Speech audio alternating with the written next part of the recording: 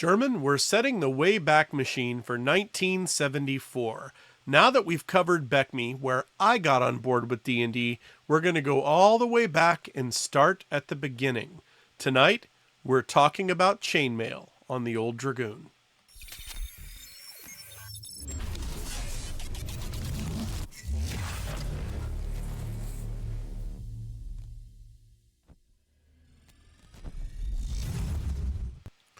By now, we all know the basics of the story. And that is, it was a peanut butter and chocolate moment like those old Reese's commercials from when I was a kid. On one hand, we had tabletop wargaming, which was mostly a historical exercise at the time until Gary Gygax threw out some fantasy rules. And then we had wargaming that was given a bit of a free Kriegspiel kind of treatment, known as Braunstein, which was Dave Arneson and Dave Wesley's invention that they were running for their college friends. The two of these things spun together, and that's where we got Dungeons and Dragons from. For a much more complete treatment of this, you can see a lot of the reference books that have come out recently. I would recommend starting with John Peterson's Playing at the World. But let's take a look at Chainmail. This is the starting point rules-wise for what we now recognize as Dungeons and Dragons. Now, the more role-playing, non-military, explorational, all of the elements that take the rules and turn them into D&D, a lot of that came from the Arneson-Wesley camp. But let's take a look at the rules in Chainmail and determine some of the starting points of the sacred cows we call D&D. So, here we are with the third edition of Chainmail. This is a bootleg scan that I came across many years ago. I do have the current legally obtained scan through DriveThruRPG, and normally I would use that, but we're trying to actually get as close as we can to the original source material. When we do get to OD&D, we're going to be using the scans that I picked up through DriveThru, so some of the artwork will be different, but here we go. So, this is the Chainmail rules. Bear in mind that these were medieval miniatures rules for a miniatures tabletop game. Role-playing as we know it didn't really exist yet, and so these rules are specifically for taking miniatures that were made of lead at the time, or maybe pewter, and scooted around the tabletop to simulate historic battles. Chainmail introduced two elements that really helped catalyze the hobby and make D&D possible. One of those was that you could use the man-to-man rules to play single figures on single figures. All of a sudden, the equipment carried by individuals in the army mattered. Rather than amalgamating the armor and weapons into sort of an average of what a military unit of 10, 100, 1,000 soldiers would be carrying, now the individual equipment of individual soldiers made a difference. Second is that Gary was fond of fantasy. And he got a lot of flack for publishing this first set of fantasy rules because a lot of the people in the wargaming community saw that as trivializing the hobby. The hobby was about historic battles. What's with all these elves and dragons? So let's take a look. We are going to breeze through the first section of Chainmail that actually has most of the mass combat rules in it. Because while they were used occasionally in early D&D in mass combat situations, I really haven't heard a lot of anecdotal evidence from the older players that they were used a lot at all. It was the man-to-man rules and the fantasy rules that ended up being used. So, Chainmail gives us rules for medieval miniatures, and like you would expect, formation is important, movement of different types of infantry and cavalry is important. There are rules for sieges, there are rules for gunpowder weapons, artillery, and all that sort of thing. I myself got to play Chainmail a couple of years back at North Texas RPG Con using these mass combat rules, and we had a lot of fun with it. Although we did learn pretty quickly that a disparity of ranges in missile weapons could make a game incredibly one-sided. Then again, that's how things turned out in history. So these rules are for units of people, for groups where either each miniature represents multiple soldiers or each stand of miniatures represents multiple soldiers. And there are, of course, rules for resolving the attacks between different weights of infantry and cavalry, checking morale after one side or the other has taken casualties, and that sort of thing. It was all pretty standard for a miniatures combat game. But where things start to get interesting to a role player is when we get into the man-to-man combat rules. So this is where each miniature counts as a single unit. So you can engage in melee and have the two figures compare their armor and their weapons in a much more detailed fashion than this is Lightfoot, this is Heavyfoot. Now you'll note that it does actually say that missile fire units are 1 to 20. So it is still assuming that a certain amount of abstraction is going to take place. All right, we're going to take a look at the table that makes this all work. This is the man-to-man melee table. This is significant for two reasons. One is that, again, this allows you to really take a look at what weapons are effective against what armor. And second, this was intended to be the core combat mechanic in Dungeons & Dragons. Once we get to looking at the 3 books that came in the wood grain set in '74, we will see that what we recognize now as the standard D&D combat system, roll a d20, compare to armor class, etc., that was actually the alternate combat system. As written, this table and the fantasy combat table we're going to look at in a moment would have been the engine for Dungeons & Dragons combat. Talking to quite a few of the people that played back in the day, bear in mind I was born in '75, so I didn't get around to this until later when I started studying the history of our hobby. But talking to the people that have played during this period, the alternative combat system was used much, much more often than Chainmail. So the D20 versus armor class was there pretty much from the beginning in certain circles. The interesting part is the game really took off before there was any sort of internet, even BBSs. And so a group getting their hands on the rules somewhere away from the Lake Geneva area would have to figure out how to play from what the rules actually said. The rules were written assuming you were a wargamer and were familiar with some of the terminology. So some people's tables ran radically differently because of how they interpreted the rules as written and whether or not they had a copy of Chainmail. Those that did not have a copy of Chainmail would probably have leaned into the alternate combat system for lack of any other set of rules telling them what to do. So take a look at this table. This table shows types of armor across the top. You will notice they are not yet numbered. No armor, leathered or padded armor, just a shield, leather armor and a shield, chain, banded, studded, or splint mail, those things plus a shield, plate armor plus a shield, and then barded and unbarded horses. Down the left-hand side, we see a standard listing of weapons.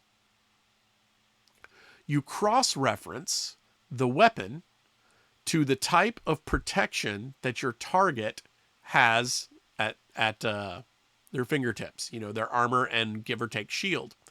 And then you roll this number or higher on 2d6 to kill the figure. At this point in time, there are no hit points as such for human or humanoid figures. It's simply kill or not. So these are the numbers necessary to drop the figure you're attacking. If we take a look at, say, leather armor, it's actually easier for a dagger to take out someone wearing leather armor than a weapon we would consider in D&D to be a better class of weapon, like a mace or a sword or a battle axe. Morningstar is easier than a dagger, probably because... Actually, that depends. I believe at this point Morningstar was pretty universally defined as spiked ball on end of stick. There wasn't the back and forth about whether or not it was a flail type weapon. But you get the gist. Taking a look at this table, you see that it's not at all linear. It's not simply each type of armor is 1 point or 5% on your d20 better than the armor before it. The armor and weapons match up quite differently, and certain weapons are much more advantageous against certain types of armor. If you take a look at line 7, the flail, you'll see the flail will kill someone in plate on a 6 or better. The ubiquitous sword needs a 10. So the flail is clearly a superior weapon in that matchup. In D&D as we know it, both of the weapons would hit the exact same way, and one would do a d8 damage and the other would probably do a d6 damage. This is much more interesting.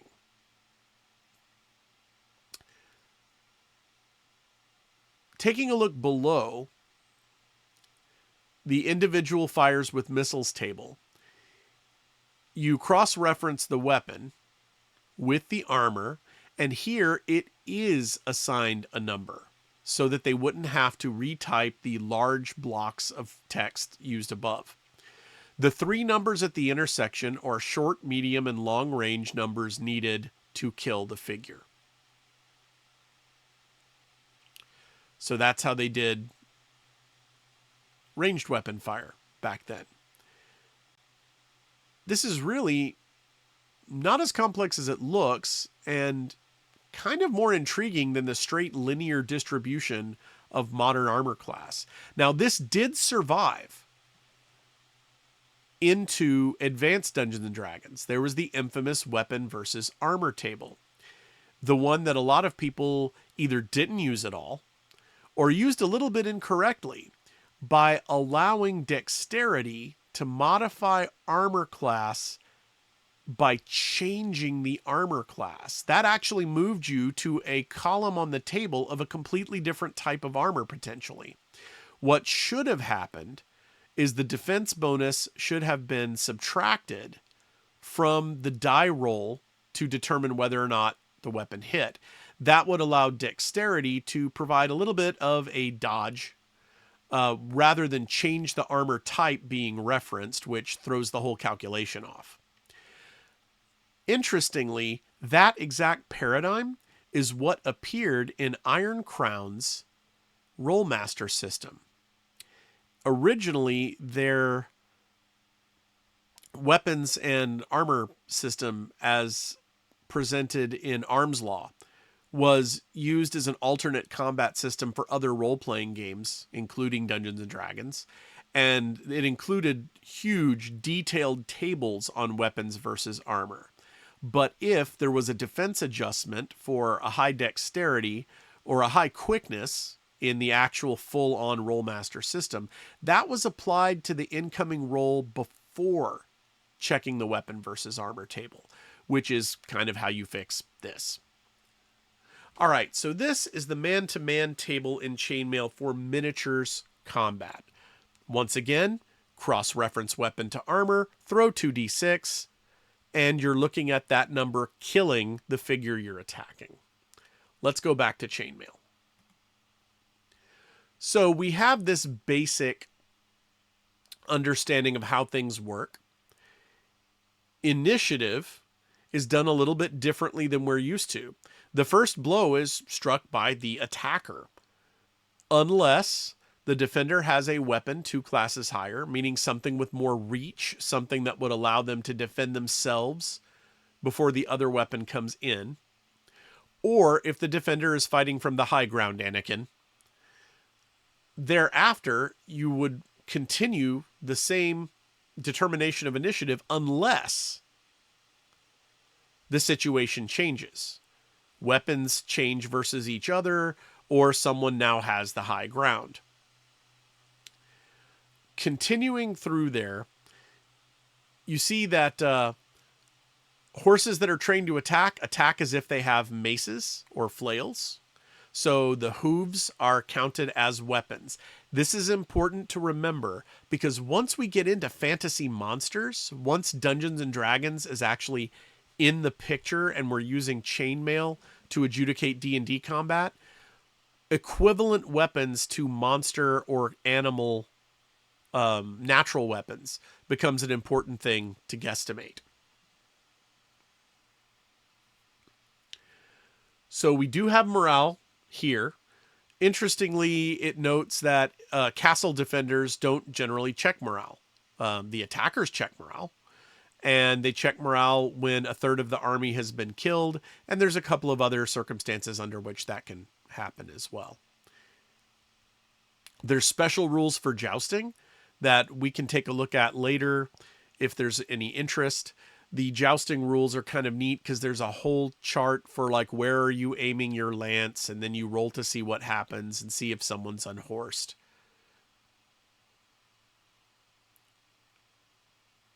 Point values for balancing your battles. And now we're going to get into fantasy supplement. So we've got the man-to-man rules. We can now fight individuals to individuals. Great. That sort of sets the stage a little bit for D&D. Now we need to add that fantasy element. This printing of Chainmail includes the word halflings. So at this point, they had already changed from the first 2 editions that used Hobbit. So we get listings of how far the figures are going to,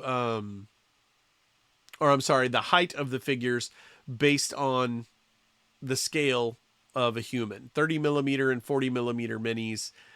These days we end up with a lot of 28 and heroic 28 minis.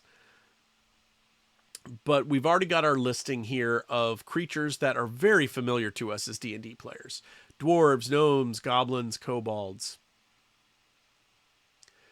There are specific rules for different kinds of creatures and what they can do in Chainmail that is different from what a human figure can do.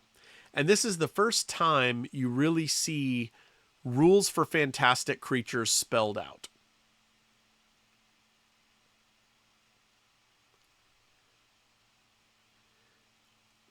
Something that I enjoyed looking at is as I was reading through these, I noticed a note under orcs. Besides reacting to light in the same manner as goblins do, after all, orcs are nothing more than overgrown goblins. That's straight out of Tolkien. If you remember the name of the sword, Orcrist, the goblin cleaver. Orc was simply the elvish word for goblin. Somewhere along the line, even in the Lord of the Rings films, goblins and orcs became 2 different things. But here, I guess we're going back to Sindarin and Quenya. Orc and goblin are basically larger or smaller versions of the same creature. Just below that, we're going to hit something that is still an artifact in Dungeons and Dragons today after all these editions. And that's heroes and superheroes. We still have potions of heroism and potions of superheroism. Those are very specifically keyed to ability levels in Chainmail that carried over into D&D. A hero is a human warrior who is the equivalent of 4 normal humans. So a hero fights as with the ability of 4 human soldiers. A superhero fights with the ability of 8. Potion of heroism bumps you up to the abilities of a 4th level fighter. Superheroism to 8th. So that still exists to this day in a modified form. But the title, hero and superhero, is going to remain important throughout these early versions of D&D. We also have an entry for wizards and a notation that sorcerers are wizard -1, warlocks -2, magicians -3, and seers -4. This is how they basically have wizards of different power acting on the battlefield. A wizard being a full-fledged by God wizard, and the other titles being less powerful versions. So they're going to roll on the same chart we'll see in a little bit for spell casting, but they'll apply that penalty to their 2d6 roll.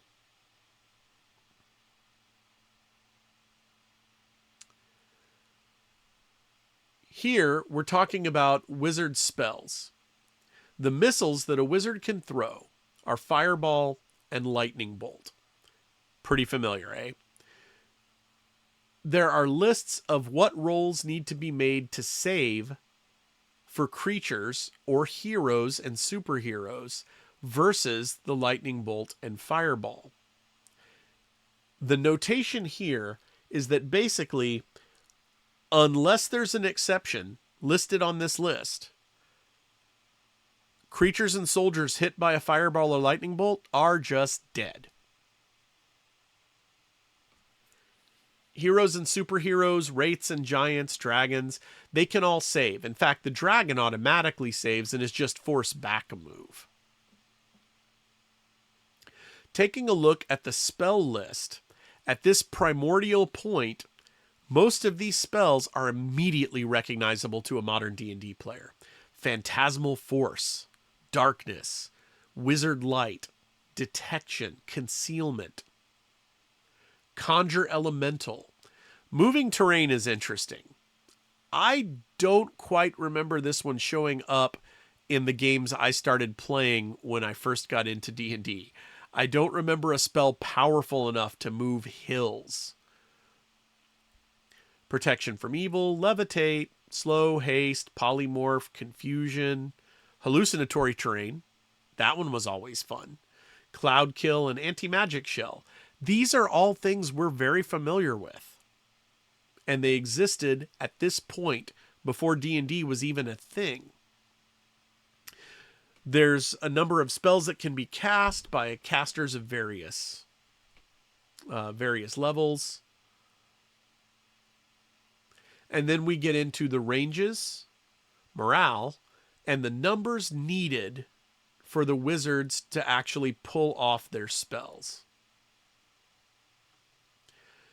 So the 3 numbers listed at the intersection of each line are the numbers you need to roll for the spell to take immediate effect, for the spell to go off, but it goes off next turn, and the spell to just not work.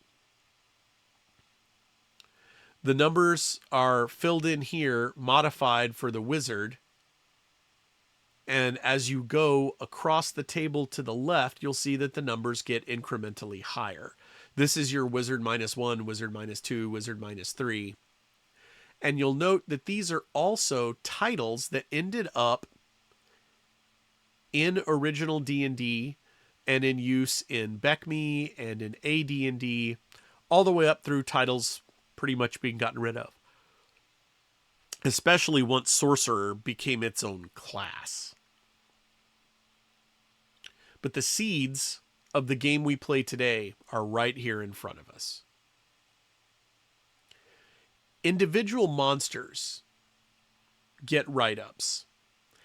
And something that becomes apparent in the way this is written is that monsters with a capital M, the things that are supernatural or very powerful in nature, can't even be successfully engaged by straight up human warriors.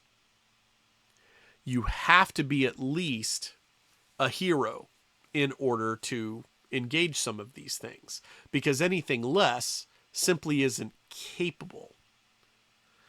Now, as I say that, we're going to take a look at something from D&D just for a moment, and we'll go back to Chainmail, and we'll hit D&D in a future video.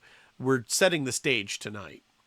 So here is the table that comes with the Fighting Man class in original D&D. Take a look at the fighting capability column. You see that a veteran, first level Fighting Man, is equivalent to man +1. What does that mean? It means when you're throwing your 2d6 to determine whether or not your veteran hits what it's swinging at, you look at the number necessary on the table, you throw 2d6, and you add +1 to the total. A second level Fighting Man, warrior by title, is equivalent to 2 men +1. What that means is you'll roll 2d6 twice, you'll make 2 attacks, and one of those 2 die rolls gets the +1. When you reach swordsman, you can either make 3 straight up 2d6 rolls to attack 3 times, or you can attack once as a hero with a -1 adjustment to your die. So you do have a snowball's chance now to engage those mythical creatures that will show up here in a moment. So this is how Chainmail was meant to integrate with D&D. Back to where we were. All right, so trolls. There's a listing here of what different types of character need to roll to kill a troll. A hero needs a 10 or better on 2d6. A superhero needs an 8 or better. Elementals fare pretty well against trolls. Giants are in the same boat as heroes. And a magical weapon gives a normal human an 8 or better to kill a troll. And if that magic weapon is in the hands of one of these other types of creatures or heroes that can already kill a troll, they get to roll with a +2.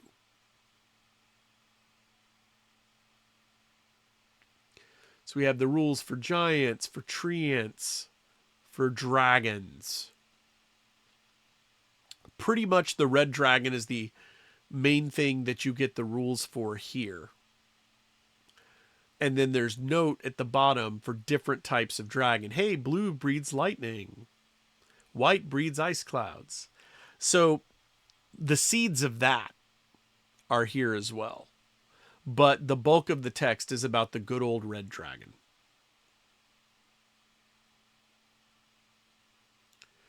Listings for elementals, basilisks, chimeras, giant spiders,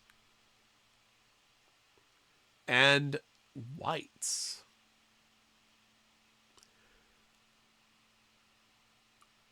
We have some additional information here about magic weapons. Again, the DNA of D&D is right here in Chainmail. Magical swords give a +1 to the dice on the fantasy combat table.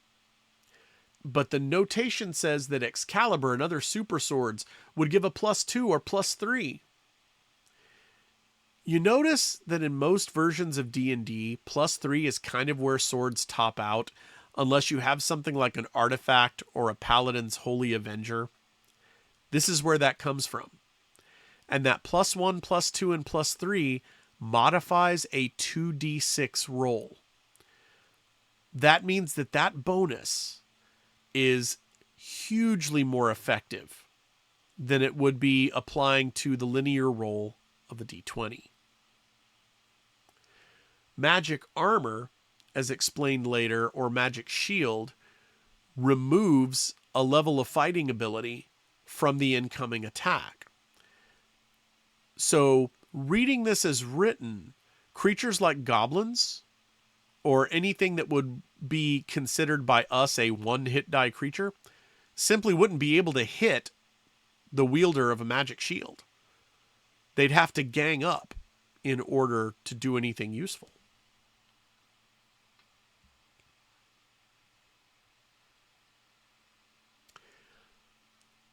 The alignments actually show up here for army building purposes. And there's law, neutrality, and chaos. So that goes all the way back to Chainmail before role-playing was the thing. Let's take a look at the combat table, and I've got it right here. This is the fantasy combat table. This is what you refer to when the creatures listed here are coming into play. Heroes, superheroes, dragons. Cross-reference the attacker to the defender. And you've got the number you need to beat on 2d6, once again, to kill the figure.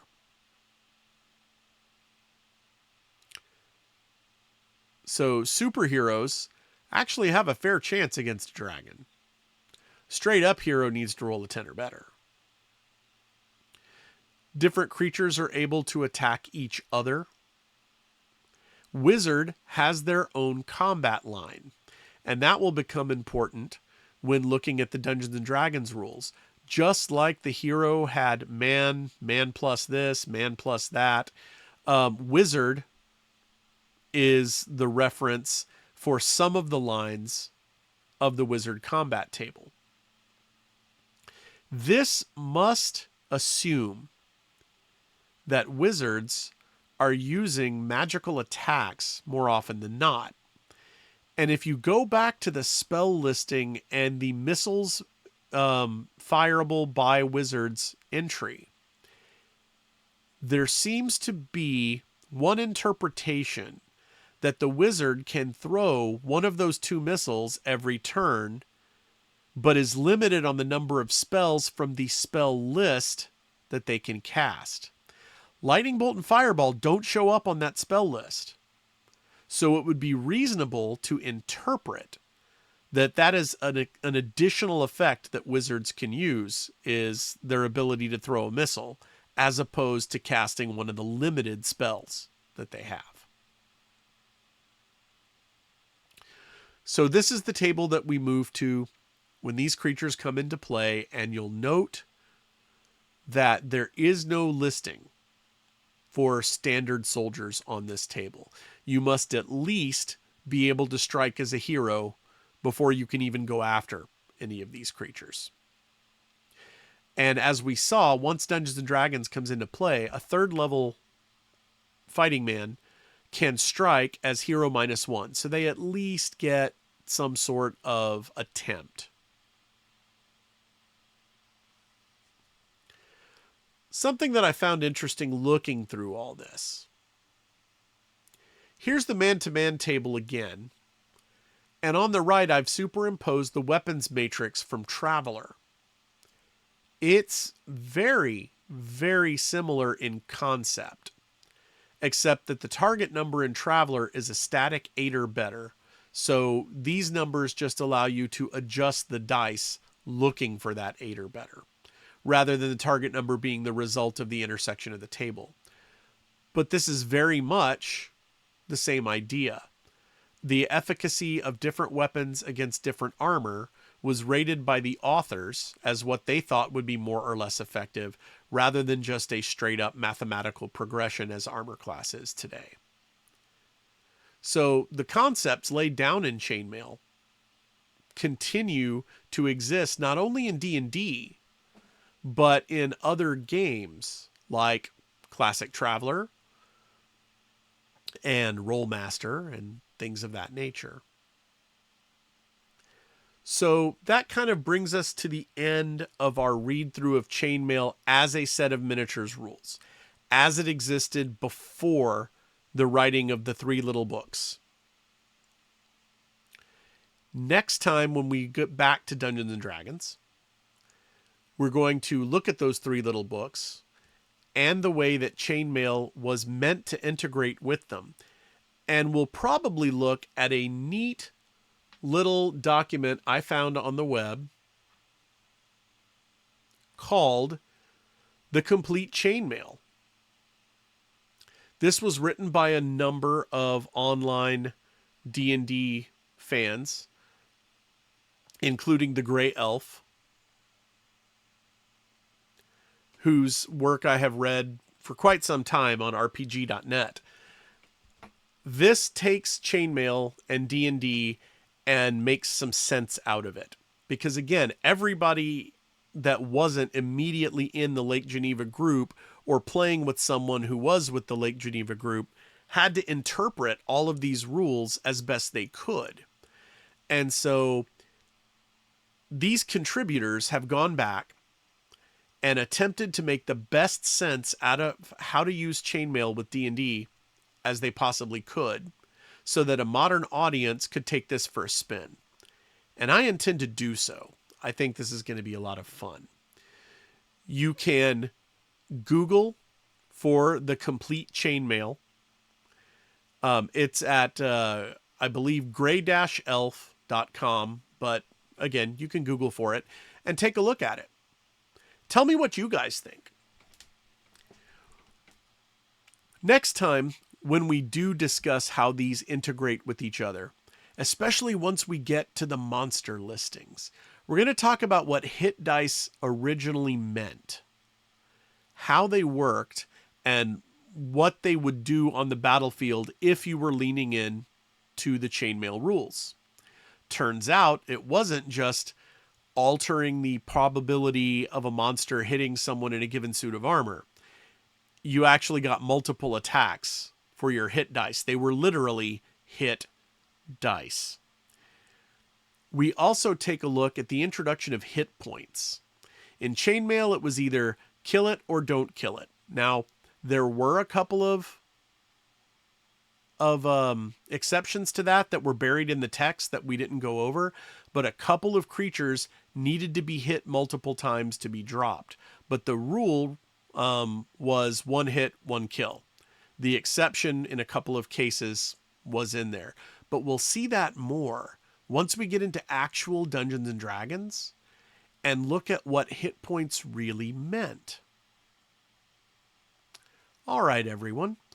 Tell me in the comments below if the sound levels were better this time. I know we keep fighting this battle.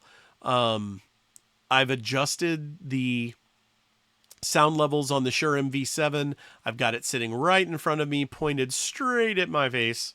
So hopefully this one will be a little more hearable than the last one.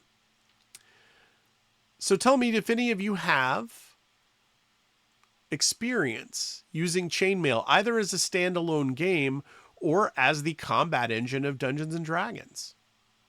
I'd be interested to hear what you have to say. And I am looking forward to grabbing a group of players and playing some D&D using these 2d6 tables and seeing if it feels as different as it looks from the D&D we grew up with. Thanks for hanging in with me on this one. Our next episode is actually going to be a rotation to a game that isn't D&D. We are going to talk about a wonderful little game from Troll Lord called Victorious, written by Mike Stewart. And then the episode after, as is our custom, we'll jump back into D&D. And we'll start talking about the wood grain box and those three little books that started it all. Until next time, this has been the Old Dragoon. And remember, character is what you are in the dark. Good night, everybody.